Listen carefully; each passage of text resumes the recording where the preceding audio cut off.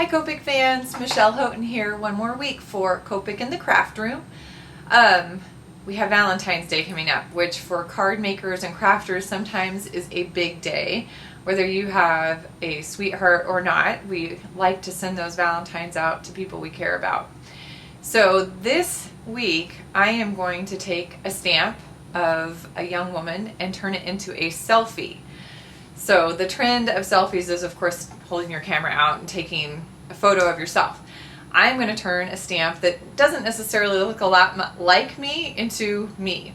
So I'm going to pick out some features of myself, my lighter skin tone, possibly a few freckles, blue eyes, and of course right now my signature blue hair, and throw it onto a stamped image. I would challenge you to do the same. And the best part about this is I can pick a cute little stamp that I think is fun and adorable. She doesn't necessarily have to look like me, but I'm going to color her like me. So find a stamp that you love, look at a picture of yourself or yourself in the mirror, pick out the favorite features of you, and let's make a selfie image to send to a friend.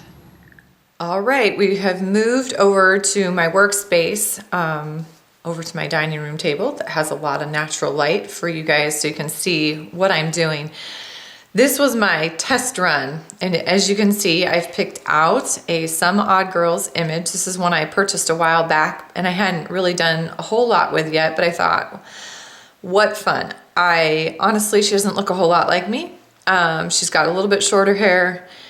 It's layered and curly, or at least wavy. Mine is stick straight, and it just comes that way. I don't blow dry it that way. It just comes very straight. But I like the idea of turning this cute stamp into me. So I've been doing some testing over here, and I might do a little more depending on what I decide to do, like with the eyes and stuff. I haven't tested those colors out yet, but I really wanted to test the skin and hair first. I will tell you before I begin, this will be fast forwarded. This is not for the faint of heart what I'm doing, in that I could keep it really simple, but I chose not to. I am doing some more advanced color usage, in that I'm crossing some of those family color lines. I'm going from different blending groups. So I'm using, remember that first number on your marker. I'm not sticking within the 20s or the 30s. Like the B2s or the B3s. I'm going from a B5 to a BG5 to a B2, lots of mixing up. So I will talk over it like I always do, but I do want you to know ahead of time, this has got a bunch going on.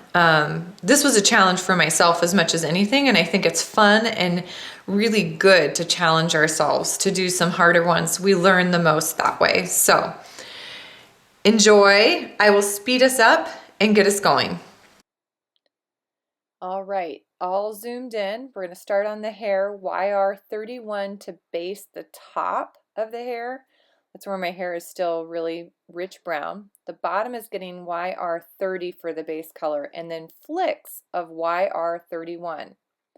Going back to the top, I'm going to do some E23. I'm up on the tip of that brush nib and flicking from the center out and the bottoms up. Again, it's the top half, and then E25 is next. Less of this color as it gets darker.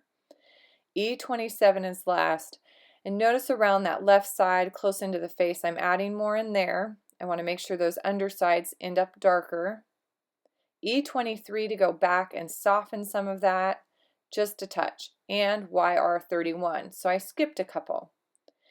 B4 zeros is coming in from the bottom just to start that blue. B52 is next, and I'm already just flicking color. This is a little bit broader flick. BG53 is next to add a little bit of blue-green in there. Back to B24. Now we're going to really start seeing some of that blue, focusing in on the neck area.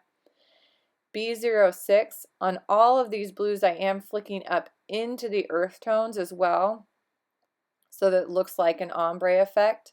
B26 is last, and this is going to darken it up the most.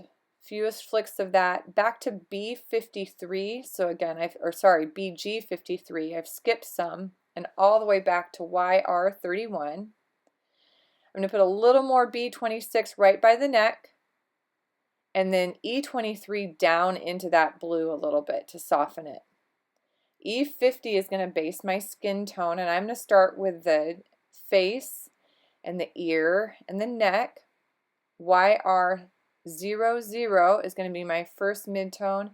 I'm going to add some R00 as well, just to get it a little bit rosier. E21 is going to be my shading.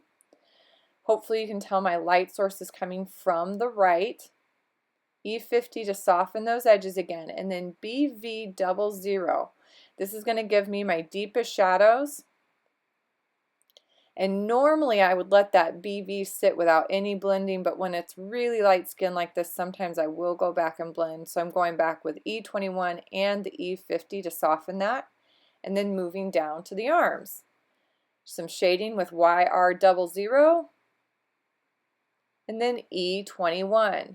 Again, notice the light source is still coming in from the right. E50 to soften. A little bit of BV00 to add those deep shadows. And I have freckles, so I am going in with E33 very lightly. I put a few on my arms. I even put some across my nose. Eyebrow, can't forget that. Darker hair colors for that.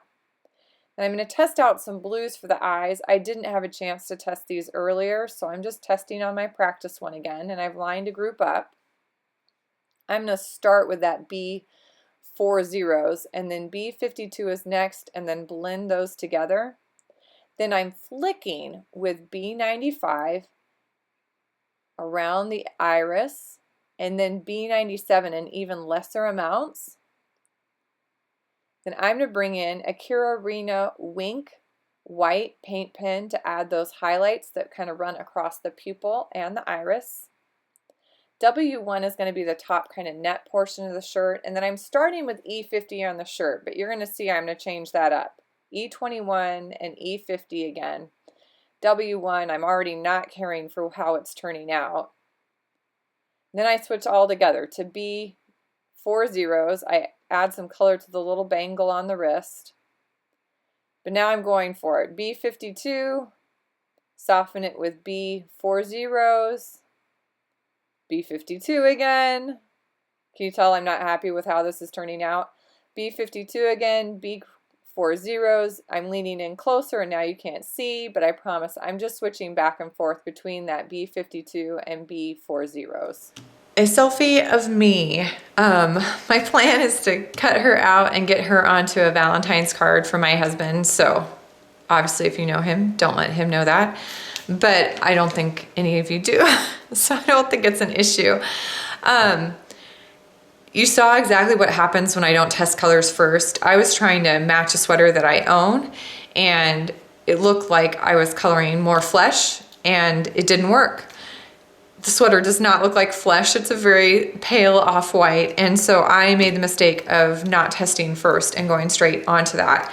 And then I fought with what I had going. So I obviously continued working and found a happy little medium there. I got a lot of blue going on, but I'm okay with that because I do wear a ton of blue. So it's gonna work.